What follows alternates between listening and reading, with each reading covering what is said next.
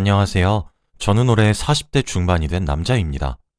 저는 몇 년 전 저에게 엄청난 일이 생기고 말았는데요. 살면서 한 번도 이런 영화에서 나올 법한 일이 생긴 적이 없었는데 지금 생각해봐도 정말 놀라운 것 같아서 이야기해드리려고 해요. 사람 함부로 만나면 안 된다는 사실을 뼈저리게 느꼈습니다. 저는 평범한 회사원이었어요. 부모님 두 분 다 건강하셨고 외동아들이라 다들 저를 의지하셨죠. 두 분 다 정년퇴임을 하셔서 제가 회사에서 버는 돈으로 살고 계셨지만 저는 결혼도 하지 않아서 돈이 부족하진 않았습니다. 그때는 제가 30대에 막 들어서기 시작했을 무렵이었거든요. 원래 다들 30대가 되면 부모님들이 슬슬 결혼 이야기를 하시잖아요. 당연히 저한테도 얼른 좋은 여자 만나서 장가가라고 했고 손주도 보고 싶다고 하셨죠. 하지만 저는 하루 종일 일만 하고 주말에도 취미생활을 즐기다 보니 여자를 만날 시간도 없었고 딱히 결혼 생각도 없었습니다. 인연이 없다면 죽을 때까지 혼자 살고 싶은 생각도 있었어요. 그런데 정말 운명은 있는 건지 한 여자를 만나게 되었습니다. 그 여자는 정말 우연히 만났어요. 제가 일이 너무 바빠서 주말에도 회사를 나갔는데 주말에는 회사 구내식당이 운영을 안 해서 회사 근처 패스트푸드점에서 간단하게 먹으려고 갔거든요. 그런데 거기서 딱 제 앞자리에 있던 여성분이 너무 아름다우신 겁니다. 햄버거를 혼자서 드시고 계셨는데 저는 첫눈에 반해버렸어요. 그래서 대뜸 그 여자의 테이블이 비어있는 의자에 앉아서 전화번호를 물었고 다행히도 알려주셔서 제가 열심히 그녀를 대시했죠. 그녀도 제가 마음에 들었는지 마음을 잘 열어주시더라고요. 저희는 전화도 자주 하고 주말에도 만나고 회사 퇴근을 하고도 만났습니다. 제가 처음 봤을 때부터 한국 사람은 아닌 것 같다고 느꼈지만 한국말을 너무 잘해서 몰라봤는데 알고 보니 북한 사람이라고 하더라고요. 몇 년 전에 탈북해서 한국으로 왔고 지금 국적은 한국이라고 했습니다. 저는 한 번도 탈북자를 본 적도 없고 TV 속에서만 보던 사람을 보니까 되게 신기하더군요. 그래서 실례가 안 된다면 어떻게 탈북했는지 이야기를 해달라 요청했고 그녀가 흔쾌히 허락해 주어서 탈북 이야기를 들려주었습니다. 정말 제가 TV 속에서 본 것처럼 중국을 갔다가 여기저기 돌아서 한국으로 왔다고 하더라고요. 그리고 울면서 부모님 보고 싶다고 하고 두고 온 동생이 있다고 하면서 펑펑 우는데 저도 모르게 감정이입이 돼서 울게 되는 거 있죠. 가족들과 다 같이 탈북을 했는데 흩어져서 혼자 남한으로 올 수 있었다고 합니다. 지금 어디서 뭐 하는지 모른다고 했고요. 이 여린 여자가 혼자서 그런 아픔을 가지고 있다고 생각하니 제가 많이 위로해주고 도와줘야겠다고 생각했어요. 저는 그 여자를 보고 전혀 이질감이나 괴리감이 느껴지지 않았고 같은 대한민국 사람으로 느껴지더라고요. 그 여자에게 고백을 했고 저희는 연애를 시작했습니다. 솔직히 처음엔 탈북자라고 하면 북한 연애와 한국 연애의 차이가 있어서 많이 갈등이 생길 줄 알았거든요. 그런데 그녀는 전혀 그런 거 없이 오히려 한국에 오래 살았던 여자 같았습니다. 저희는 연애하면서 싸울 일도 없었고 서로 행복할 일에만 바빴죠. 그녀의 이름은 미화예요. 김미화.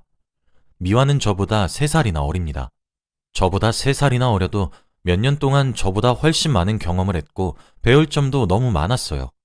미화 같은 여자라면 결혼도 가능하겠다는 생각이 들었고 미화도 저와 결혼을 하고 싶다고 했습니다. 그래서 저희 부모님을 만나러 갔죠. 그런데 역시나 저희 부모님은 반대했습니다. 어디서 근본 없는 애를 데리고 와서는? 뭐? 결혼? 꿈도 꾸지 마라. 애미애비도 없는 애를 어디서 주워와서는? 대한민국 사람도 아닌데 왜 결혼을 하려고 해? 당장 썩 나가! 저희 아버지가 많이 엄하셔서 말을 많이 거칠게 하세요. 미화는 그 말을 듣고 많이 겁을 먹었는지 주저앉더라고요. 그러면서 울기 시작하는데 너무 마음이 아팠습니다. 저는 어떻게든 아버지와 어머니를 설득하기로 했고 노력을 했어요. 그치만 절대 이해해 주시지 않았습니다. 근데 미화는 저와 노력하는 게 달랐어요. 정말 저희 부모님을 친부모처럼 여기면서 살뜰히 도와드렸고 한국 관습도 열심히 배우면서 저희 부모님께 결혼 허락을 받기 위해 엄청 노력했거든요. 부모님도 자신들이 생각하던 사람과 달랐는지 정말 오랜 설득 끝에 저희는 결혼 허락을 받을 수 있었습니다. 그렇게 결혼식을 올리기 위해 많은 준비를 했는데 미화는 한국에 아직 친한 지인이 없어서 하객 대행을 쓴 후 결혼식을 올렸어요. 저는 예전부터 중국이라는 나라에 너무 가고 싶었고, 안 그래도 미화가 탈북을 하면서 중국을 거쳐왔기 때문에 중국을 신혼여행지로 하고 싶었어요. 그런데 미화는 제가 중국으로 가자고 하자마자 화를 불같이 내면서 중국은 절대 안 된다고 하는 겁니다. 온순하고 항상 다정하게 말을 하던 미화가 갑자기 큰 소리를 내니까 너무 당황스럽더군요. 그래서 왜 안 되냐고, 오히려 중국이 더 좋지 않냐고 물어봤어요. 그러니 미화는 그렇긴 한데 내가 중국에 별로 좋지 않은 기억이 있어서 그냥 우리 발리나 하와이 이런 곳 가자. 한 번밖에 없는 신혼여행 중국으로 가기 싫어. 라고 하더라고요. 그래도 중국으로 가고 싶었지만 미화가 원하니 저희는 발리로 신혼여행을 갔고 여행이 끝난 후 집으로 돌아왔습니다. 미화와 저는 저희 부모님과 함께 4명이서 살았어요. 미화가 싫어할까봐 걱정이 되긴 했지만 미화는 오히려 부모님이 생긴 것 같다며 좋아했고 다행히도 부모님도 미화를 좋아해서 당분간은 같이 살기로 했습니다. 미화는 학원에서 중국어 선생님으로 일하고 있어요. 그 어려운 중국어를 어떻게 공부했는지 중국어를 척척 잘하고 수입도 꽤 괜찮습니다. 원래 탈북자들은 일자리를 구하기 힘들다고 알고 있었는데 미화는 자기 앞가림도 스스로 잘하는 멋진 여자였죠. 저와 미화는 같이 출근하고 퇴근하길 반복했고 주말의 하루는 무조건 데이트를 했습니다. 그렇게 평화로운 나날의 연속이었을 그때 제가 미화와 저희 어머니의 대화를 엿듣게 되었어요. 화장실에서 나오다가 우연히 안방에서 둘이서 이야기하고 있길래 여자들끼리의 비밀 이야기인가 보다 하며 궁금해서 방문에 귀를 대고 엿들었죠. 그런데 내용은 충격적이었습니다. 미화야, 너 정말 천재니? 네가 하라는 대로 했는데 나 어제 큰돈 땄다? 어머니, 제가 더 큰 돈 손에 쥐게 해드릴게요. 걱정 마세요. 큰돈이라뇨? 도대체 둘이서 무슨 일을 벌이고 있는지 궁금했고 방문을 열어서 물어봤습니다. 제가 방문을 여니 둘 다 놀란 얼굴로 저를 쳐다봤고 저는 큰돈? 그게 뭔데?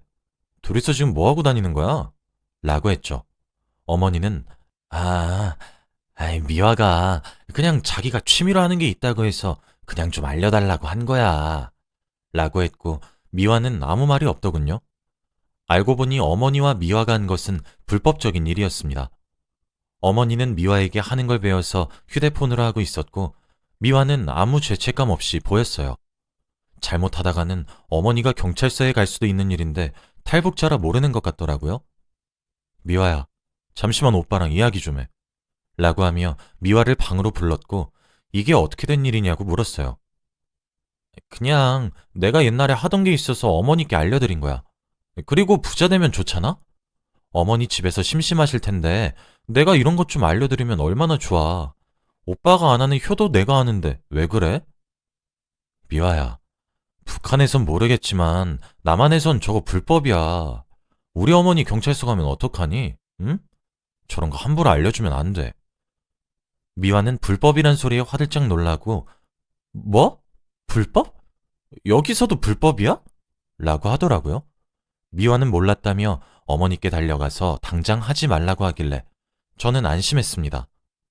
그런데 왜 저는 그때 미화한테 그런 거 어디서 어떻게 알았냐고 안 물어봤을까요? 단순히 미화가 불법인 걸 알아서 다행이라고 생각했는데 정말 바보 같았어요. 아무튼 그렇게 상황이 마무리되었습니다. 얼마 뒤 아주 기쁜 소식이 들려왔어요. 바로 미화가 부모님의 연락을 받았다는 겁니다. 제가 일하고 있는데 미화에게 급하게 전화가 왔고 전화를 받으니 미화는 기쁜 목소리로 오빠, 우리 부모님 지금 베트남에 계신데 근데 지금 한국으로 오시려면 돈이 필요한데 돈이 없대. 혹시 빌려줄 수 있을까? 라고 하더군요. 미화의 부모님이 한국으로 오신다고 하니까 저도 장인어른 장모님을 드디어 뵐 수 있다는 생각에 당연히 된다고 했고 돈을 미화에게 보냈어요. 그런데 미화가 말한 액수가 좀 크더라고요. 무려 400만 원이었습니다. 탈북자라서 여권도 없고 비밀리에 보내주는 거라 비싼가 보다 했고 가족이니까 돈 계산 철저히 하지 말자고 여겼어요. 미화는 고맙다고 했고 저는 언제쯤 오실 것 같냐고 물어보니 미화는 조만간이라고만 하고 정확한 날짜를 말해주지 않더라고요. 그래도 어디서 뭘 하는지, 죽었는지 살았는지도 몰랐었던 부모님의 연락을 받은 미화가 얼마나 기뻤을지 생각하니까 저도 덩달아 행복해졌습니다. 그런데 미화는 저에게 이런 부탁을 한두 번 한 게 아니에요. 지금 부모님이 어디라서 돈을 보내달라. 거의 다 도착했으니 돈을 보내달라. 이런 식으로 부탁하면서 제 돈을 많이 빌려갔습니다. 아내이긴 하지만 그래도 제 돈이 어디서 쓰이는지도 정확히 알지 못한 채 이렇게 나가니까 조금 수상하더라고요. 그리고 미화의 부모님은 몇 주가 지나도 오시지 않았습니다.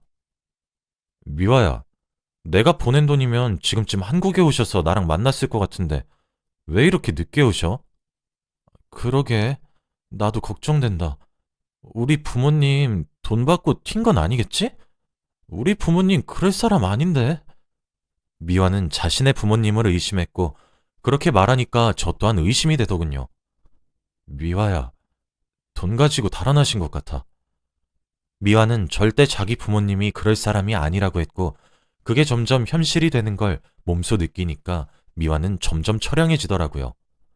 몇 년 만에 부모님을 처음 볼 기회로 너무 설레고 기뻐서 해달라는 거 다 해줬는데 어떻게 자식한테 사기를 칠 수 있냐고 하면서요. 저도 이렇게 미화가 슬퍼하는 모습을 보니까 덩달아 마음이 아파왔습니다. 솔직히 보낸 돈이 적은 액수는 아니었지만 그 돈은 다시 벌면 되는 거였고 미화가 이렇게 또 상처를 받는 게 돈을 잃는 것보다 싫었어요. 미화는 자신이 부모에게 버림받았다고 생각하면서 울어댔고 저는 그런 미화를 안아주었습니다. 미화가 그렇게 슬퍼하니까 빌린 돈을 달라고 할 수도 없겠더라고요. 그렇게 장인어른 장모님은 볼 수 없게 되었습니다.